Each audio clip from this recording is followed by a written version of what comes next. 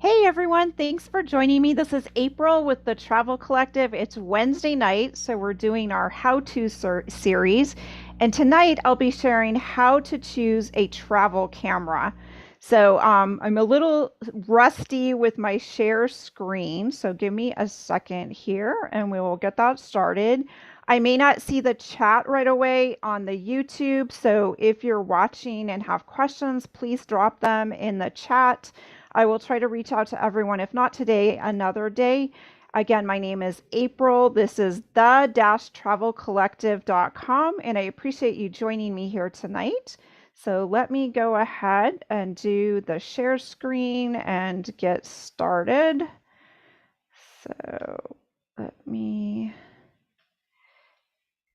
okay.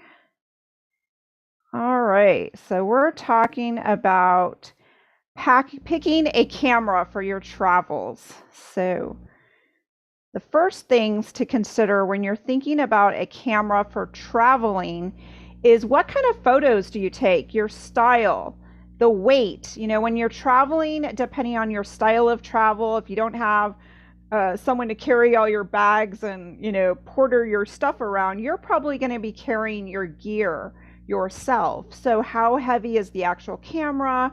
How heavy are the lenses? You've got lots of things to think about. And if you're traveling using public transportation or internationally, weight can come into a big part of your decision. Also, money, just pure economics. Some of us don't have endless funds. I mean, if you're listening, you're probably trying to think about, what's the best camera you can get for the money that you're willing to spend. Of course, some people have unlimited funds, and so then that may not be a concern. They can just buy whatever they want, switch it up. There's new gear coming out every year. There's new improvements made to cameras. But even for myself, I haven't replaced some of my really good cameras. So style, weight, and price are some things to think about. So that's what we're going to cover tonight. So when I'm talking about style, I'm really, you want to think about what's your photo style? Are you more wanting to take your camera on your vacation or your travels to take pictures of your family, your friends? Are you trying to do a step up from your cell phone to get better family portraits or capture, the kids at a soccer game? Family and people can come into a big part of why you might want to get a better camera. Or do you spend more time photographing the landscapes? You want to, you're going to Europe and you want to photograph castles and flowers and all the incredible buildings walking around London. So is that more your style? And then I also dropped in the category of specialty, things like night photography, northern lights. That's a whole different kind of photography. The other thing that might fall under specialty is if you're traveling for like festivals or sporting events. Maybe you're going to go see a race, a car race or something, and you've got tickets and you want to get some really great action shots. That kind of photography is going to need different types of things in your camera. You're going to need a faster camera. You're going to maybe need a camera that performs better in low light. You might want a camera, again, that's more smaller if you're trying to slip it into a concert venue. So these are just different things to consider when you're thinking about the type of camera that you're thinking to buy. Oftentimes for me when I'm traveling, I'm kind of doing a little bit of everything. I want to capture some people pictures, like my family. I want to do a little bit of landscape photography. I want to get the fall leaves, and I want to get up early at sunrise. And I also sometimes am falling into that specialty category, sitting out at night, capturing the night sky. So kind of bridging all of those areas, I may have to have a camera that kind of does some of everything, kind of an all around camera. So then I may be looking at how heavy my gear is and how much it costs as some of my other options there. So then we're talking about, as I mentioned, weight. A lot of lightweight cameras in the past, the DSLRs, the film cameras, they were pretty heavy, especially when you got a lens on there, and a good travel lens, one that you can just put on and capture everything, like an 18 to 400 Sigma, Canon. A lot of the lens makers make something like that. When you've got an 18 millimeter to 400 millimeter lens, which means you can zoom in, you can be looking at a building and see a bird on top of the building and zoom all the way out to get that, versus, 18 is a wide angle. So you can get, like, you can stand on the side of the street in Edinburgh and get maybe the whole side of the row of buildings. So, again, it's, or you might want to be switching, otherwise you're switching lenses all the time. So those travel lenses that do all of that, they may not be top quality, but they allow more versatility, and they do add weight. So the DSLRs, you might be taking a tripod, even some of the mirrorless cameras are pretty heavy depending on, the weight of the body. And some people like that sturdiness of the body. On the other side, you've got the lightweight, your cell phone. It's super easy, which is why you might have gotten interested in photography. You found that you were taking lots and lots of pictures with your cell phone. I mean, I think that's why a lot of people use their cell phone. It's really easy. You slip it in your pocket, it doesn't weigh anything. But there are a lot of really good point and shoot cameras. And now there's a lot of mirrorless digital cameras that, for the size of your cell phone, will do amazing things. And I have to give kudos to Sony. I'll do a shout out to Sony. They really were kind of first on board with super fast cameras that were able to shoot in low light and be small, lightweight, really portable. And that can make a difference if you're trying to, again, travel light, pack light, you're traveling international. So thinking about the weight. And unfortunately, nature isn't kind to us as we get older. Weight does have more of a bearing on you, because if the camera's too heavy for you, you might find that you're not very stable, holding it and being able to hold the camera steady. And if you can't hold the camera very steady and you don't have image stabilization in your camera, now you might be thinking about adding on a tripod or something else to make it more steady. So that's something else to think about, is just weight. When you're looking at cameras, you can look through the specs and they will show you the weight of the actual, just the body. And then you got to remember to add in the lenses and all of the other gear. Special interests, I kind of mentioned this a little bit. Maybe you've gotten really hooked on night photography. I know after I went to Alaska and I started seeing the northern lights, I was like, oh my gosh, my eyes could see it, but in the camera was picking up more colors, more detail in the stars, the Milky Way, all of that. So that's when I got really interested actually and realized that the Canon camera I had for all these years wasn't able to capture what I was seeing in the sky above me. And that's what actually led me to buy one of the Sony cameras, is because it had a better way of, it had a higher ISO range, which meant it could pull in more light, which meant it could see more and capture more of what I was seeing above me. Also, street photography, again, something that a lot of people kind of have gotten addicted to, is the street photography. And you want to be able to have something small, that's inconspicuous. I have a little picture there to illustrate that. And I have a great story to share too. I went to Paris. I was in this amazing area with little cafes, and there was a gentleman with the white apron, and it just looked all so picture perfect to play on those words. And I turned around, I had my Canon camera, I had a big lens on it because I really wanted to hone in on the man, the restaurant, and the cafe tables. But as soon as I turned around, that man was back in his restaurant faster than I could, even click the shutter.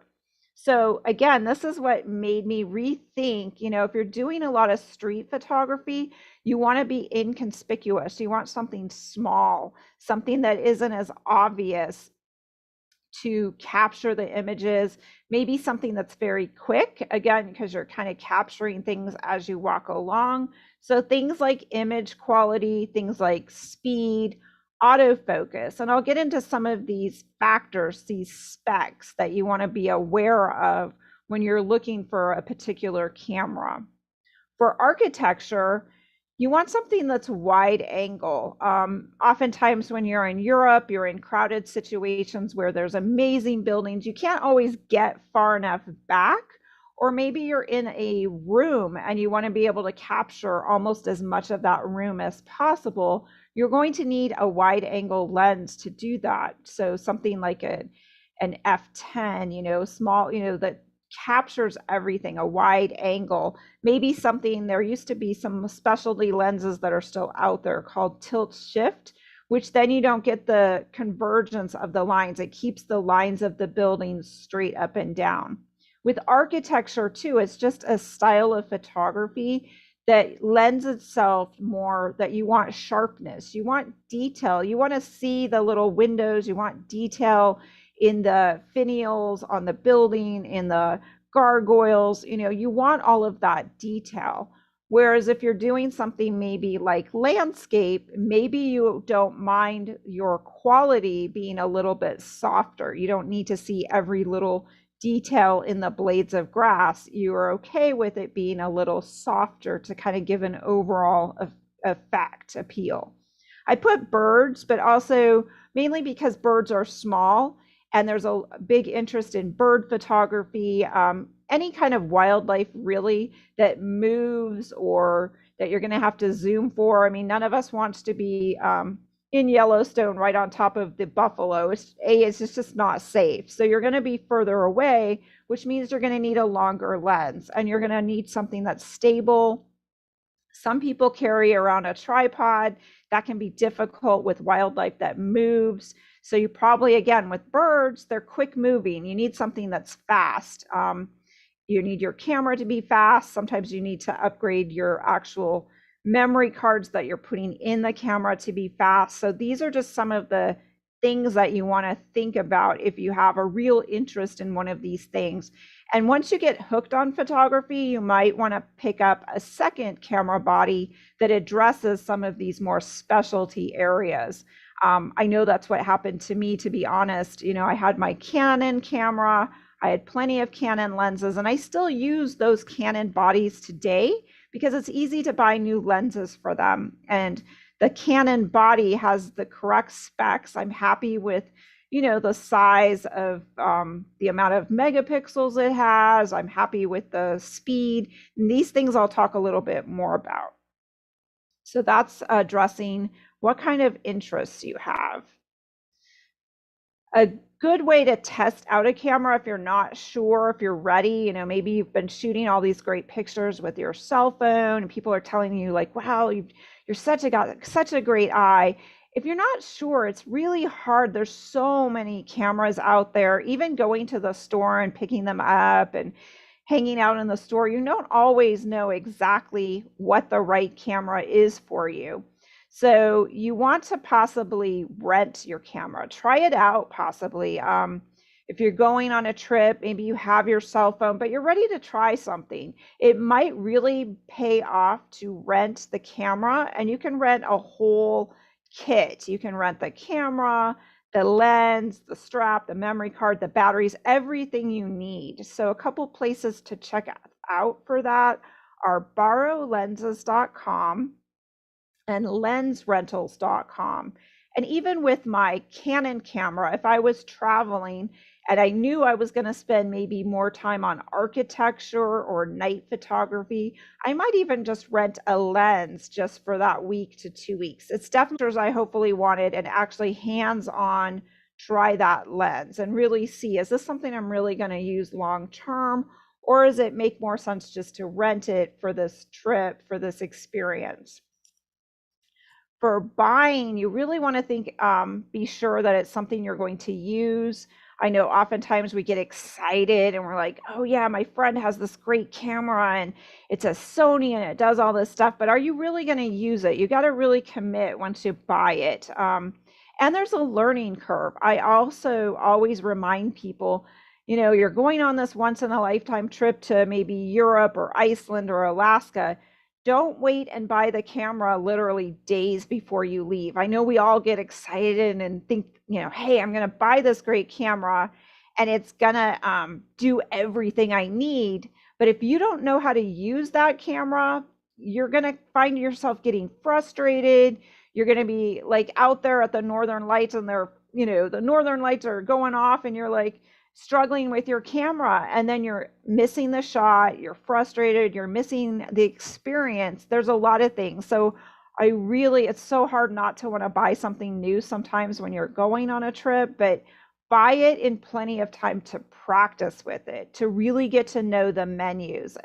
Even with my Sony camera, Sony makes a great camera. They have all kinds of different bodies now.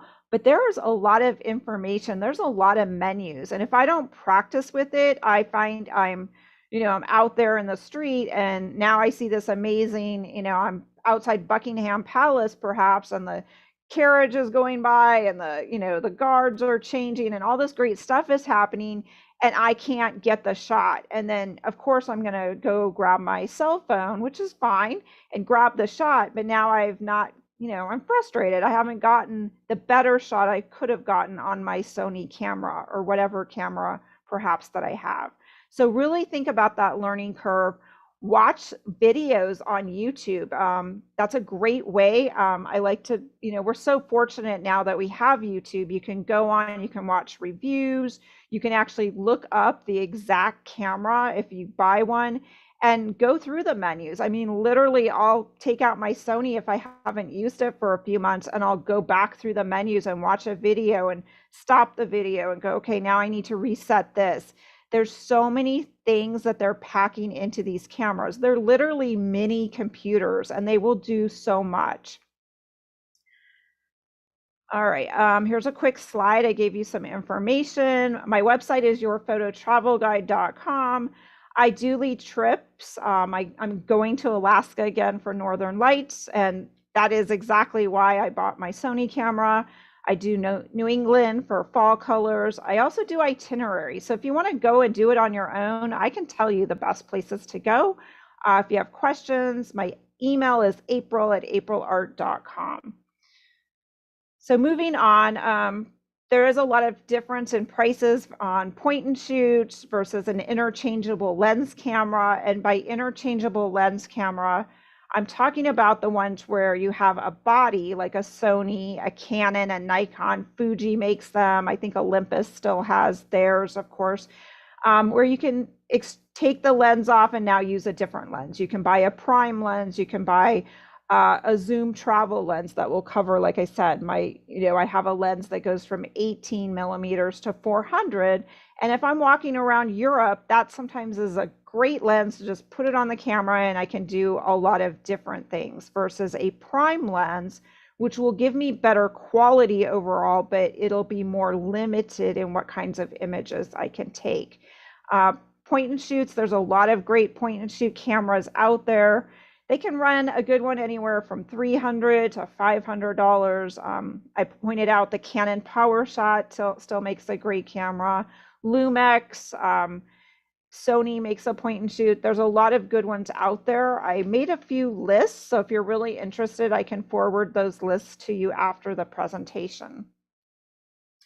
Back to deciding, and I put this on the screen for the moment, and I didn't make a slide for this, but I think there's some important specs that you need to think about when you're thinking about a camera, because you will see these specs, and a lot of times you may not understand what they mean or how to correlate them to the type of camera you're looking to buy.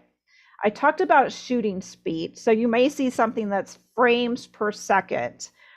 Frames per second is exactly what it says. How many frames can I shoot in a second? So things that this would pertain to, if you're watching a live concert in front of you, and you want to get some still pictures. You don't necessarily want to shoot video.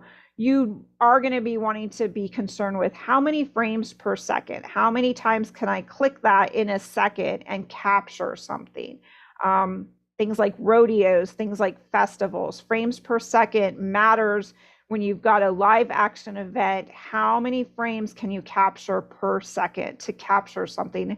And I'll be honest, sometimes I have friends that shoot journalistic type photos. They go to the rodeo, and yes, you see stuff is happening. You're going to be clicking that little button as many times as you can, and one of those shots may be dead on the shot you want, because your mind and the camera are trying to work together. You're trying to time it, so you want to almost anticipate the action. You want to anticipate the guitar player, doing that riff. You want to anticipate that he's going to jump at the end, and you're going to have to hit it a couple times. So if your camera isn't able to process that, and I'm guilty of it too, you keep clicking it, and maybe your camera is only doing 10 frames per second. You've probably maybe hit it 12. I'm not going to have all of those images that I think I might have gotten by pushing the button. Megapixels. What are megapixels? Many of you that are probably watching are, photographers, and so you know about megapixels. But the more megapixels you have, you're going to have a higher resolution. And the reason this may or may not matter to you is the more megapixels, the larger the print you can make on the other side. A lot of times we get these great pictures on our cell phone, but we really can only maybe blow them up to like maybe an 8x10, maybe a 4x6. Otherwise, it's getting kind of fuzzy. It's not so good. The quality is not very good, which is why a lot of people that have been shooting with a cell phone now realize, you know what? I want a wall hanger. I want something that when I get it home, I can print it up big and hang it on my wall. So you're going to want more megapixels. And there is, a limit to that too. There's trade-offs. I believe my Canon camera has about 24 megapixels. And you know what? It's really pretty adequate for what I need. I'm not, putting pictures on buildings or anything like that, but it's adequate. It does what I need to do. Yes, it's about a 24 megapixels. Some of them are 18 megapixels. In the old days, they were much, much smaller. So megapixels. ISO range. An ISO range is going to tell you how the camera is going to perform in low light conditions. And I talk a lot about the Sony, which I personally got after realizing when I was at the Northern Lights that my Canon, the one I was using at that time, that body did not have a big ISO range. So even though it was a pretty, a good camera at the time, I'd spent some good money on it. It was a DSLR. I could put, great lenses on it and get some great landscape photos. I wasn't able to capture the Northern Lights. So this is why I upstepped to the Sony a6000, which at the time was kind of their entry-level camera. But it still is an amazing camera. It gets really good reviews for its ISO range. Even the Rebel T3i has an ISO range of 6400. So when my dad's walking around at night, he's able to, get some pretty good pictures. And it actually, the camera is seeing more than your natural eye. It tickles him crazy when he takes a night picture and realizes like, oh my gosh, look at the detail in the building. And look at that. I didn't even notice that gentleman standing over there in the shadows because his eyes didn't pick it up. It's kind of like the Northern Lights. You'd be amazed at how different eyes will see slightly different. Well, your camera most definitely can see better than my eyes. And when you get that image home onto your computer, you'll see purples and blues and all kinds of additional colors. So you might want to be concerned with ISO range. Autofocus points. You'll see this come up when you're reading about cameras, when you're reading the reviews, when you're trying to weigh which camera might be better for you. Autofocus points. The more focus points the more places the camera is able to focus for you. I mean, this is pretty amazing. In the past, our old little box cameras, our old cameras back in the day pretty much focused, through the middle. You tried to, move your camera and line up, focus there, click the button. But with these autofocus points like the Sony, it's incredible to me when I set up things like tracking, it'll face recognition. It's got multiple focus points. So it's focusing in all those different points. And in your viewfinder, you can see all the dots. So some of them, like the Sony A9, has 693 focus points. That's like crazy versus like the Nikon D5500, which is still rated as a good camera. It only has 39 focus points. So these are things that may matter to you depending on what type of photography you're doing. If you're doing a lot of live music photography, you definitely probably want a camera that has more focus points, more places where that picture, your output is going to be sharp and in focus. I mean, you may have a band with like 6 guys on the stage.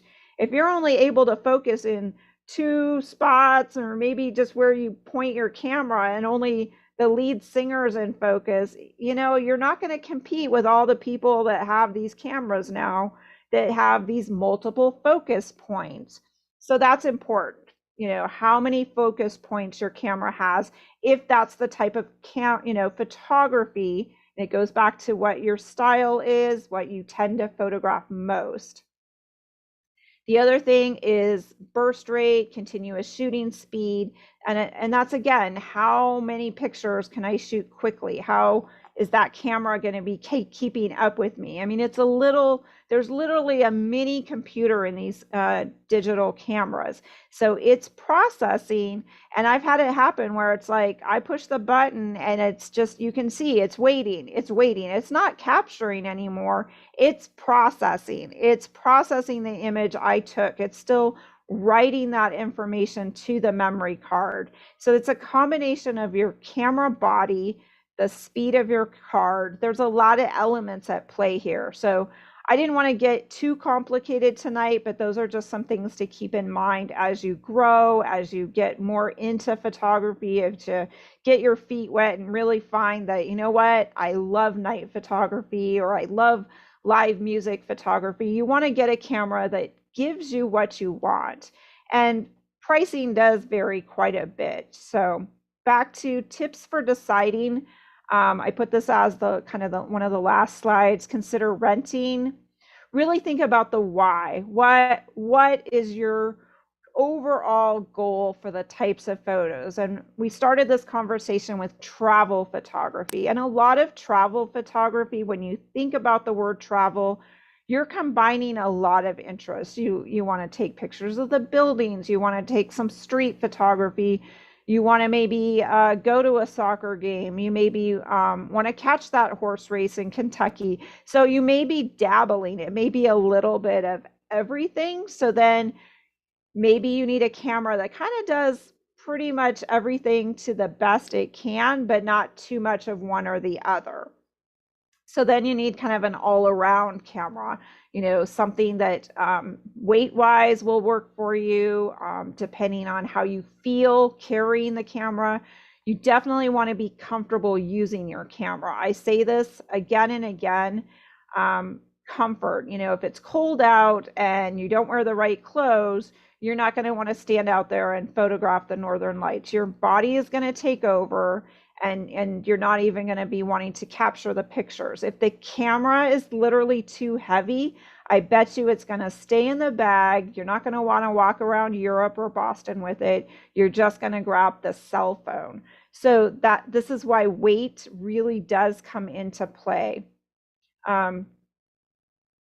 Lastly, start small, grow, and consider refurbish. That's your other option for something. If you're kind of dipping your toe in and you've done some reading and now you're like, you know what, I really do think that Sony a6000 sounds pretty good, which I'll tell you, it's a great camera. I'll talk about really briefly. I know my half hour is wrapping up here. But start small. Start with, moving from your cell phone to adding one more camera and see how you like it and grow. You can always start with a refurbished model, start with something that's maybe a few years old so it doesn't cost you $3,000.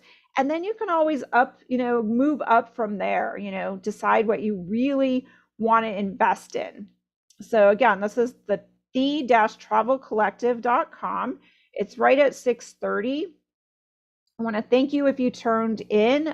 These are those places I mentioned: borrowlenses.com, lensrentals.com. I've used them both. Read the instructions. They're super easy to use, but most of all, have fun. Photography should be all about having fun. And lastly, I just wanted to let you know, I know someone asked it in chat, what the cameras are that I use. And I've been using my Canon for quite some time. I have a Canon 7D and a Canon, I think it's now an 80D. I started out literally with a Canon 20D, very entry level digital. I had a Canon Canon film camera, old fashioned, for years and years.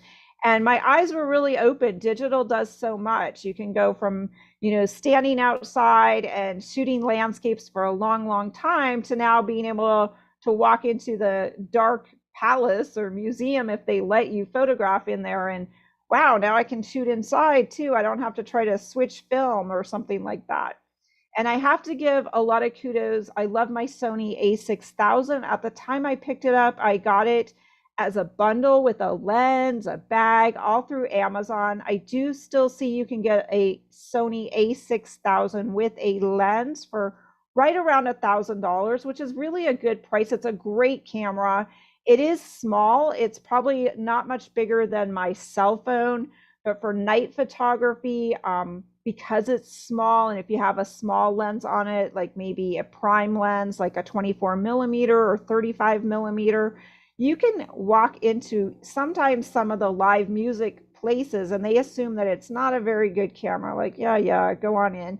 But it'll get you some great photos. Last summer, I have to share this story really quick. I was at a concert and I was many, many rows back. I wasn't, front of the stage. And I decided, you know what, I'm going to try this Sony.